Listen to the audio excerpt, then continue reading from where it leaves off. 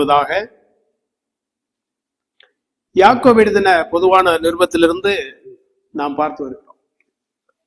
யாக்கோபு எழுதின நிருபம் 2ஆம் அதிகாரம் 1 முதல் 13 வரையிலான பகுதியை ஏற்கனவே நம்ம பார்த்திருக்கிறோம். இந்த நாளிலே அந்த 2வது அதிகாரம் 14 முதல் 16 வரையிலான பகுதியை நாம் பார்க்கவிருக்கிறோம். 14 முதல் 16 வரை.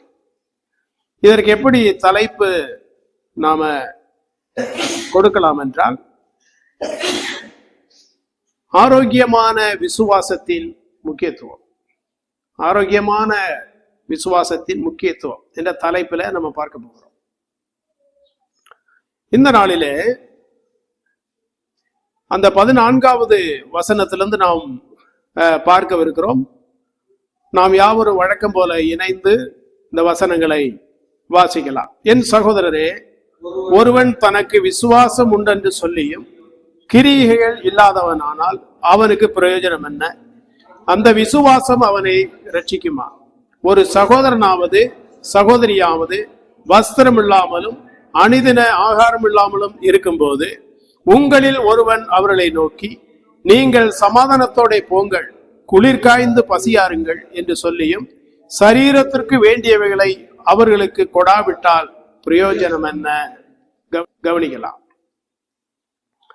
இந்த 14வது வசனத்துல யாக்கோபு மறுபடியும் ஒரு கேள்வியை வைக்கிறார்.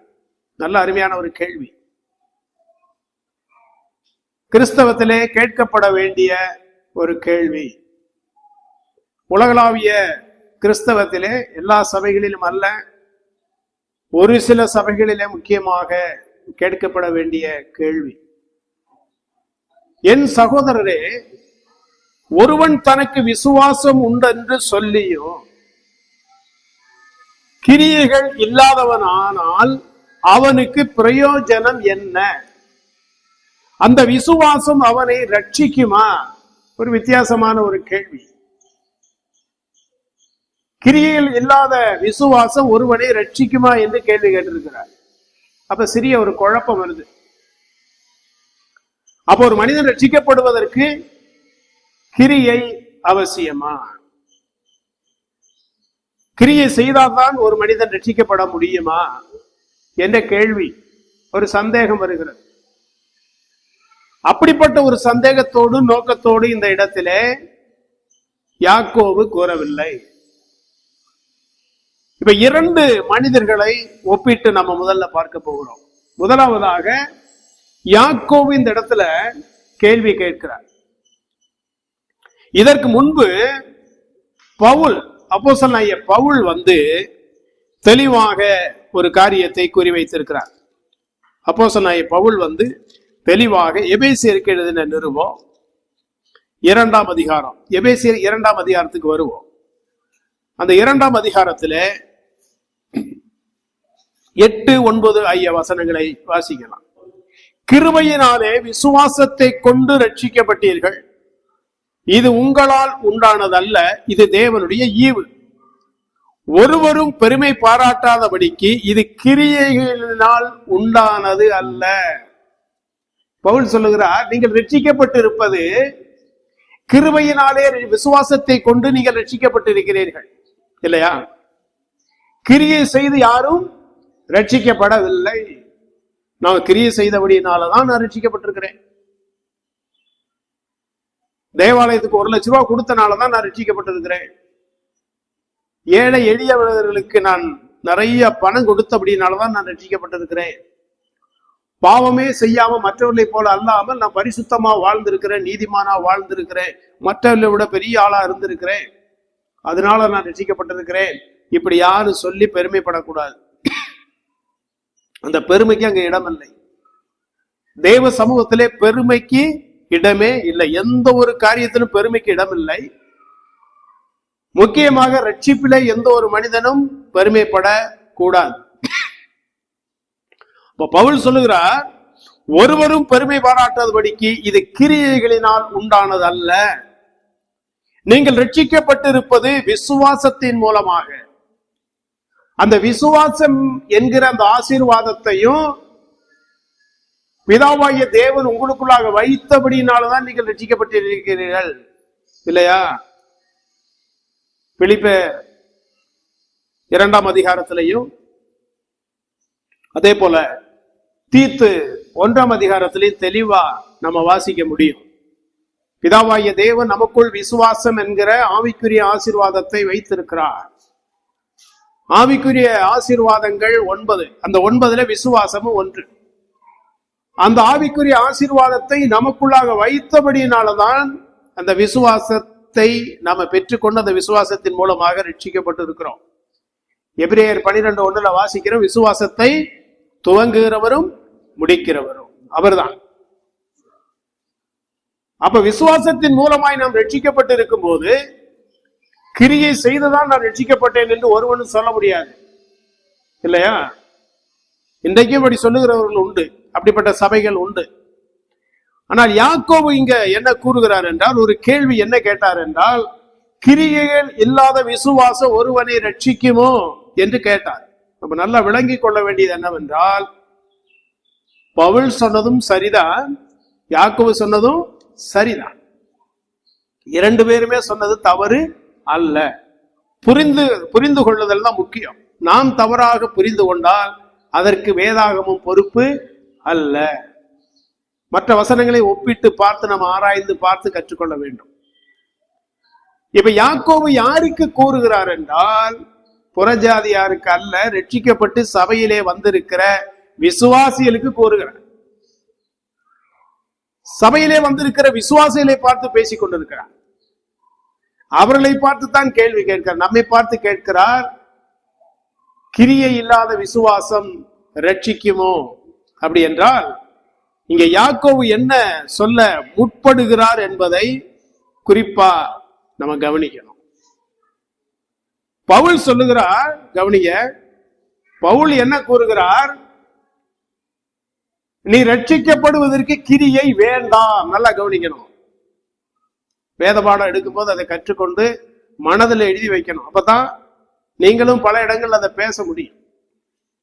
கேட்டுட்டு அப்படியே மறந்து விட்டோம் என்றால் இன்னொரு இடத்துல இதே சப்ஜெக்ட் யாரும் பேசினாலும் நமக்கு புரியாது. மற்றவர்கள் கேள்வி கேட்டால் பதில் சொல்லவும் தெரியாது. அப்ப நல்லா கற்றுக்கொள்ளணும். அதற்கு தான் தெளிவாக சிறு பிள்ளைகளுக்கு சொல்வது போல கற்றுத்தரப்படுகிறது. பவுல் என்ன கூறுகிறார் என்றால், நீ ரட்சிக்கப்படுவதற்கு கிரியை அவசியம் இல்லை. நீ கிரியை செய்யாமலேயே விசுவாசித்தால் மட்டும் போதும். அந்த விசுவாசத்தின் மூலமாக நீ ரட்சிக்கப்படுவாய். சரியா தவறாது? வேதத்தின்படி சரி. ஆனா யாக்கோபு என்ன கூறுகிறார்? இந்த கேள்வியில என்ன கற்றுத் தருகிறார் என்றால், தம்பி, நீ ரட்சிக்கப்பட்டு விட்டாய், ஆனால் ரட்சிக்கப்பட்ட பின்பு உனக்கு கிரியை வேண்டும். புரியுதா? ரட்சிக்கப்பட்ட பின்பு உன்னிடத்துல கிரியை இருக்கணும். அப்போ ஒரு மொழி பெயர்ப்பு இப்படி சொல்லுகிறது, அர்மேனியன் மொழி பெயர்ப்பு இப்படி சொல்லுது. என்ன சொல்லுகிறது என்றால், ரட்சிக்கப்பட்ட ஒருவன், கவனிங்க, ரட்சிக்கப்பட்ட ஒருவனிடத்திலே அந்த ரட்சிப்புக்கு ஏற்ற அடையாளம் இல்லாவிட்டால், ரட்சிப்புக்கு ஏற்ற வாழ்க்கை இல்லாவிட்டால் அவன் உண்மையாக ரட்சிக்கப்பட்டவன் அல்ல. புரியுதா? கவனிங்க, மறுபடியும் சொல்றேன். ரட்சிக்கப்பட்ட ஒருவனிடத்திலே அந்த ரட்சிப்புக்கு ஏற்ற கிரியை இல்லாவிட்டால் அவன் ரட்சிக்கப்பட்டவன் அல்ல. ரட்சிக்கப்பட்டவன் போல சபையில அமர்ந்திருக்கிறான். ஞானசானம் எடுக்கிறது ரொம்ப ஈஸி. ஞானஸ்நானம் எல்லாம் எடுத்துடலாம். இப்போதெல்லாம் சபையில் ஆள் நிறைய வேணும் அப்படின்னு நினைத்து வர்ற போற எல்லாருக்கும் ஞானசானம் கொடுத்து விடுகிறார்கள். நீ ரட்சிக்கப்பட்டா என்ன, ரட்சிக்கப்படா விட்டால் என்ன, சபையில் ஆளு வேணும், ஒரு வருமானம் வேணும். இதற்காகவா சபை? அப்ப ரட்சிக்கப்பட்டவன் என்றால் அந்த அடையாளம் தெரிய வேண்டும், அவரிடத்தில் அந்த கிரியை இருக்க வேண்டும். அந்த கிரியை இல்லாவிட்டால் அவன் ரட்சிக்கப்பட்டவன் அல்ல அப்படின்னு ஒரு மொழியாக்க சொல்லுது. உண்மையா இல்லையா? ரட்சிக்கப்பட்டவனா இருந்தா அதனுடைய குணாதிசயத்தை காண்பிக்கணும். 2 கொரிந்தியர் 5:17 வாசிக்கிறோம், ஒருவன் கிறிஸ்துவுக்குள் இருந்தால் அவன் புது சிருஷ்டியா இருக்கிறானா. புது சிருஷ்டி. பழையவைகள் எல்லாம் ஒழிந்து போயின, எல்லாம் புதிதாயின. அப்படின்னா என்ன? ரட்சிக்கப்பட்ட உடனே மீசையெல்லாம் எடுத்து நம்புறத, மீசையை வைக்க கூடாது, கலர் ட்ரெஸ் எல்லாம் போடக்கூடாது, வெள்ளையா தான் போடணும். டிஷர்ட் போட்டா தப்பு, ஜீன்ஸ் போட்டா தப்பு. இதவா ஆண்டவர் பாக்குறாரு? நீ என்ன ட்ரெஸ் போட்டா இல்லையா? வெண்மையான ட்ரெஸ் போட்டு வாழ்நாள் முழுவதும் வெண்மை வஸ்திரம் தரித்தா நல்லவங்களும் இல்ல, கலர் ட்ரெஸ் போடுறதுனால கெட்டவங்களும் அல்ல. அதுல ஒண்ணு இல்ல. ஆனா உன்னிடத்துல என்ன வெளிப்படணும்? உன் கிரியை, அந்த கிரியையில காட்டணும். நீ ரட்சிக்கப்பட்டுட்டயா? அந்த ரட்சிப்பை நீ புது சிருஷ்டியா மாற்றப்பட்டிருக்கிற இல்லையா? என்னிடத்துல ஒரு வாகனம் இருக்கு.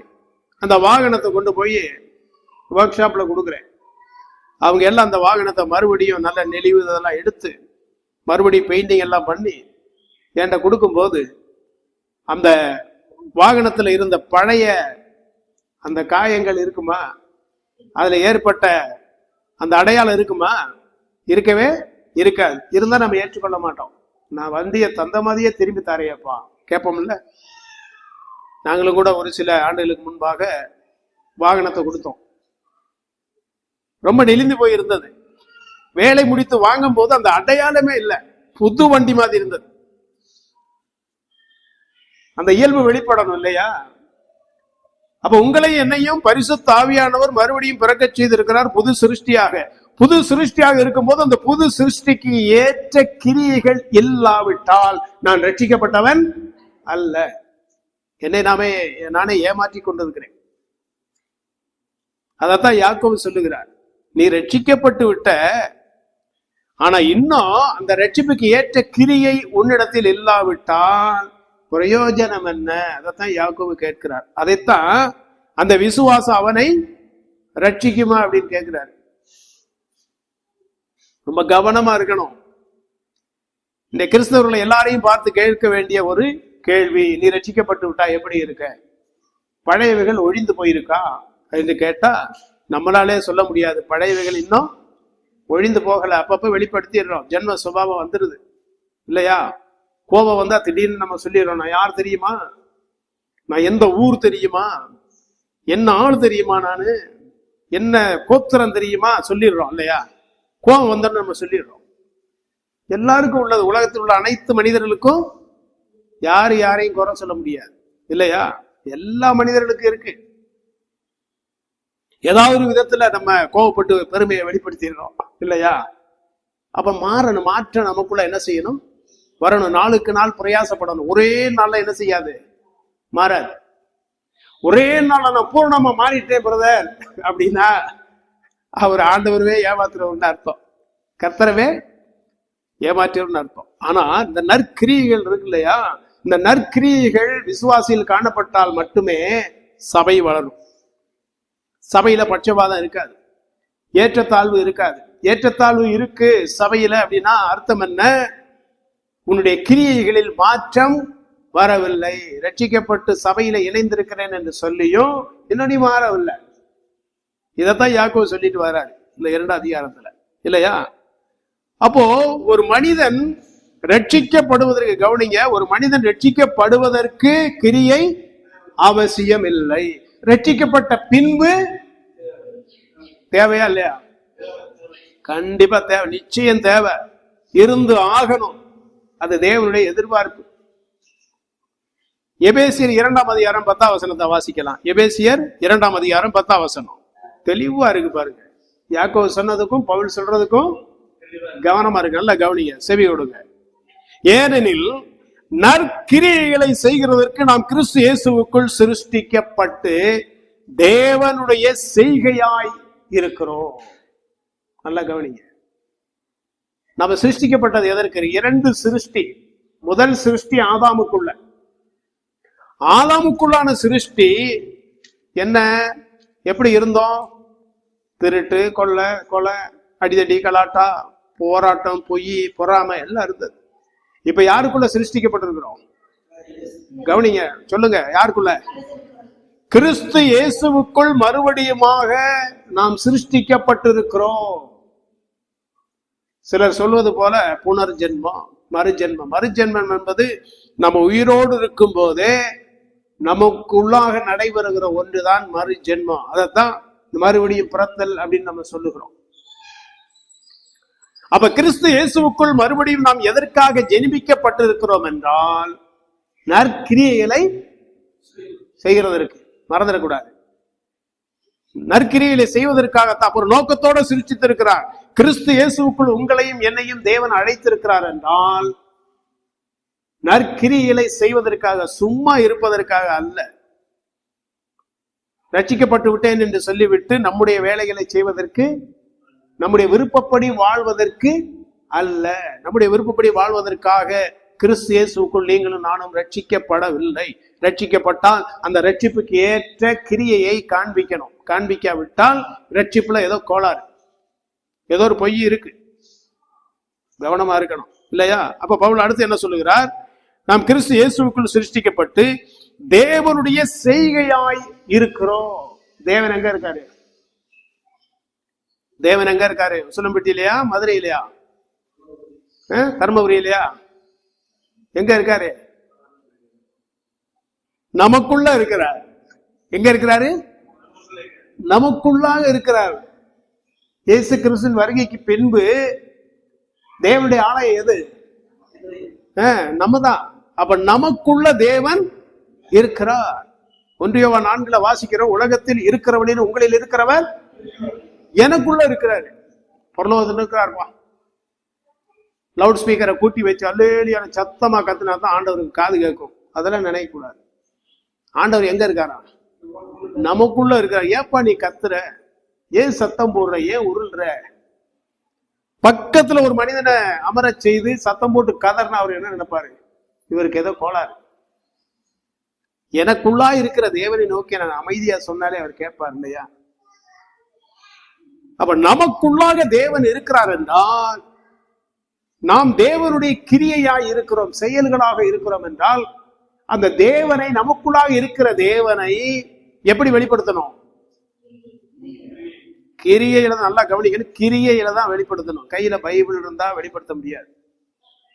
பைபிள் யார் வேணாலும் வைக்கணும், இல்லையா? சென்னை சைதாப்பேட்டில் ஒரு முறை ட்ரெயின் ஏறுவதற்காக நான் நின்னேன். ஒருத்தர் வந்து வெள்ளை பேண்ட் வெள்ளை ஷர்ட் போட்டு மீசையெல்லாம் எடுத்து கையில ஒரு பேக் வச்சு நின்னார். நான் அருகாமையில சென்று சொன்னேன், ஸ்தோத்திரம் பிரதர், பிரைஸ் தி லார்ட் அப்படின்னு. அவர் கேட்டாரு, என்ன சொல்றீங்க?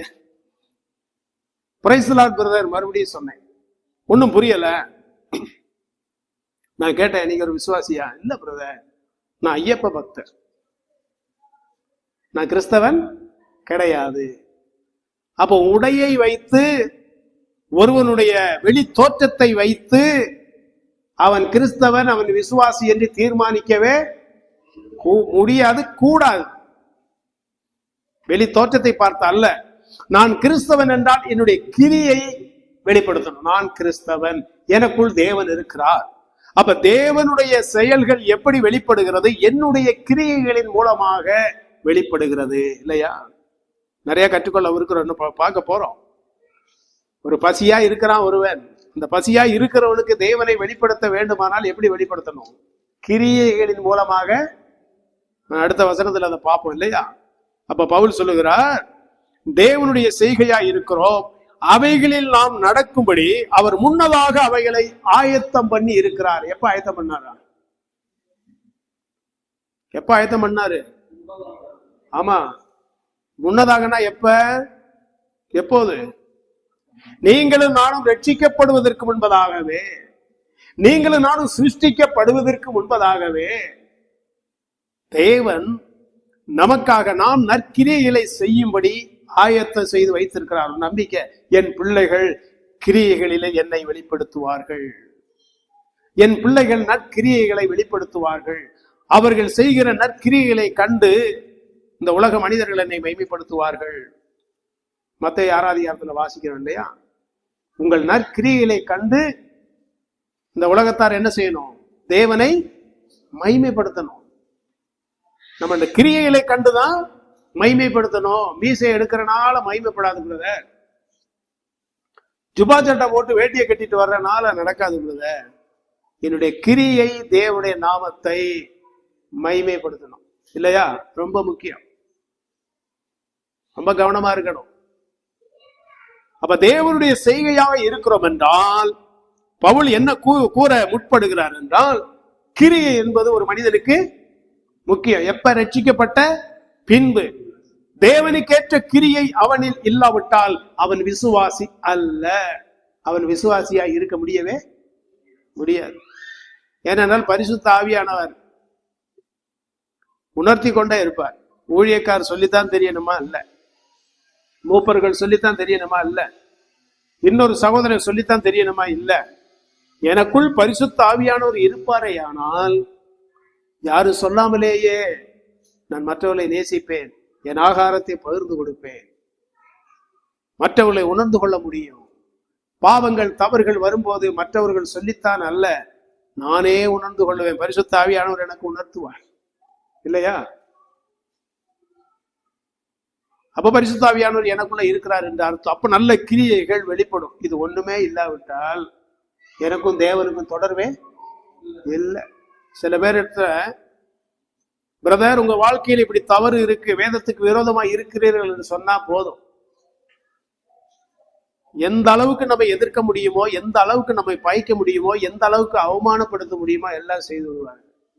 அவர்களுக்கும் ரட்சிப்புக்கும் தொடர்பு சம்பந்தமே இல்லை, ஒரு தொடர்பும் இல்லை. நம்ம உணர்த்தினாலும் உணர்த்தாவிட்டாலும் அவர்கள் தங்களுடைய தவறை முன்னதாகவே உணர்கிறார்கள் என்றால் பரிசுத்த ஆவியானவர் அவர்களுக்குள் இருக்கிறார். அவர்கள் தேவனுக்கேற்ற கிரியை செய்கிறவர்கள். அதை மறந்து விடக்கூடாது இல்லையா? இப்ப யாக்கோவுக்கு வருவோம். என் சகோதரரே, ஒருவன் தனக்கு விசுவாசம் உண்டு என்று சொல்லியும் கிரியைகள் இல்லாதவனானால் அவனுக்கு பிரயோஜனம், ஒரு பிரயோஜனம் இல்லை. ஒரு பிரயோஜனம் இல்லை. உனக்கும் பிரயோஜனம் இல்லை, சபைக்கும் பிரயோஜனம் இல்லை, தேவனுக்கும் பிரயோஜனம் இல்லை, உன் குடும்பத்துக்கும் பிரயோஜனம் இல்லை. தேவனுக்கு ஏற்ற கிரியை வேணும் பிரதர், ரட்சிக்கப்பட்டதின் அடையாளம். அடுத்த 2 வசனங்களை வாசித்து முடிக்கலாம் இல்லையா? 15, ஒரு சகோதரனாவது சகோதரியாவது வஸ்திரம் இல்லாமலும் அணிதின ஆகாரம் இல்லாமலும் இருக்கும் போது உங்களில் ஒருவன் அவர்களை நோக்கி, நீங்கள் சமாதானத்தோட போங்கள், குளிர்காரும் காய்ந்து பசியாருங்கள் என்று சொல்லியும் சரீரத்திற்கு வேண்டியவைகளை அவர்களுக்கு கொடாவிட்டார் பிரயோஜனம். யாக்கோபு என்ன கூறுகிறார் என்றால், சபையில வெத்து வேட்டா இருக்காது. சபையில வெத்து வேட்டு, பேரு வேட்டு வெடிக்குமா? ஆமா, 500 ரூபாய்க்கு வேட்டு வாங்கினா 1 2 வெத்து வேட்டு இருக்கும். பார்வைக்கு எப்படி இருக்கும்? வேட்டா தான் இருக்கும். ஆனா பத்த வைக்கும் போதுதான் தெரியும். வெடிக்குமா? வெடிக்காது. கிரியை வேணும். கிரியை இல்லாத இடத்துல தேவன் செயல்பட மாட்டார், நம்மை பயன்படுத்த முடியாது. அப்ப சபையில, நம்ம சபையில இருக்கக்கூடிய தரித்திரமான ஒரு சகோதரன் வருகிறார், ஒரு சகோதரி வராங்க. ஐயா, சாப்பாட்டுக்கே வழி இல்லை, பிள்ளைகளை படிக்க வைக்கவே வசதி இல்லை. அப்படியா? இயேசு கிறிஸ்துவின் நாமத்தினாலே உன்னை ஆசீர்வதிக்கிறேன், உன் தேவைகள் எல்லாம் சந்திக்கப்படட்டும், ஆமென் சொல்லிட்டு போய்கிட்டே இருந்தா என்ன ஆகும்? கிறிஸ்தவர்கள் இன்னைக்கு அப்படித்தான் பண்றான். உன் ஜெபம் யாருக்கு வேணும் இல்லையா? அப்படிப்பட்ட ஜெபம் யாருக்கு தேவை? நீ எதுக்காக ஜெபிக்கிற? உன் ஜெபத்தை பார்த்து ஆண்டவரே வெறுப்பாயிருப்பா. தேவையில்லாம அல்லேலியா அல்லேலியா. யாருக்கு தேவை அல்லேலியா? கிரியை இல்லாம ஏப்பா அப்படி எல்லாம் பண்ற இல்லையா? அப்புறம் சகோதர சகோதரியாவது வந்தா, நீ குளிர் காய்ந்து நல்லா இரு, நல்லா மழை பெய்யுது, நல்ல பனிகாலம், நீ குளிர் காய்ந்து நல்லா இருவோம், வீட்டுல வெப்பமே மாறும்படி நான் ஜெபம் பண்றேன், தேவன் அற்புதத்தை செய்வார். இப்படிப்பட்ட அற்புதத்தில் ஆண்டவர் செய்ய மாட்டார். குளிர் காலத்துல குளிர் இருந்துதான் ஆகும் இல்லையா? அப்ப தீக்குள்ள கையை விட்டுட்டு கர்த்தாவே என் கை வேகாதிருப்பதாக சொல்ல முடியுமா? அதெல்லாம் தெரியும், செய்ய மாட்டேன். மற்றொரு காரியத்துல மட்டும் ரொம்ப விசுவாச ஜெபம் இல்லையா? யாக்கோபு என்ன சொல்றாருன்னா, அவர்களுக்கு வேண்டியதை நீ கொடுத்தா நீ பிரயோஜனமான விசுவாசி, நீ கிரியை உள்ள விசுவாசி. அப்போ சபையில வருகிற தரித்திரரை நினைத்துக்கொள், ஏழைகளை நினைத்துக்கொள், மறந்துடாது. அதான் சொல்லி பட்சவாதத்தை சொன்னாரு. இப்ப லைட்டா என்ன தொடுகிறார் என்றால், ஏழைகளை நீ என்ன செய்யணும்? விசாரிக்கணும். அப்படி விசாரிக்கும் போது நீ தேவனுடைய செய்கையாய் இருக்கிறார். இயேசு கிறிஸ்து இந்த உலகத்துல ஊழியம் செய்தார். அவர் ஊழியம் செய்யும் போது என்னென்ன செய்தார்? அற்புதம் செய்தார், அடையாளங்கள் செய்தார், வியாதியஸ்தர்களை குணமாக்கினார், சுவிசேஷத்தை பிரசங்கம் பண்ணினார், தேவாலயத்திலே உபதேசமும் பண்ணார். வெறும் வசனத்தை மட்டும் பேசினாரா? தம்மை தேடி வந்தவர்களுக்கு ஆகாரமும் கொடுத்தாரு இல்லையா? தேடி வந்தவர்களுக்கு சுகமும் கொடுத்தாரு. நீ எதை குறித்து கவலைப்படாத, நீ தேவனுடைய ராஜ்யத்தை தேடு, அவருடைய நீதியை தேடு, மற்றதெல்லாம் உனக்கு கொடுக்கப்படும் அப்படின்னு சொன்னாரு, வாக்கு கொடுத்தாரு இல்லையா? அப்ப தேவனுடைய செய்கை அப்படின்னும் போது நீங்களும் நானும் தேவனுடைய செயல்களாக இருக்கிறோம் என்றால் தேவனுடைய குணாதிசயத்தை வெளிப்படுத்தணும் இல்லையா? ஆதி சபையில எல்லாம் அந்த பழக்கம் இருந்தது. இன்றைக்கு கோடி கோடியா வருமானம் வரக்கூடிய சபைகளும் உண்டு.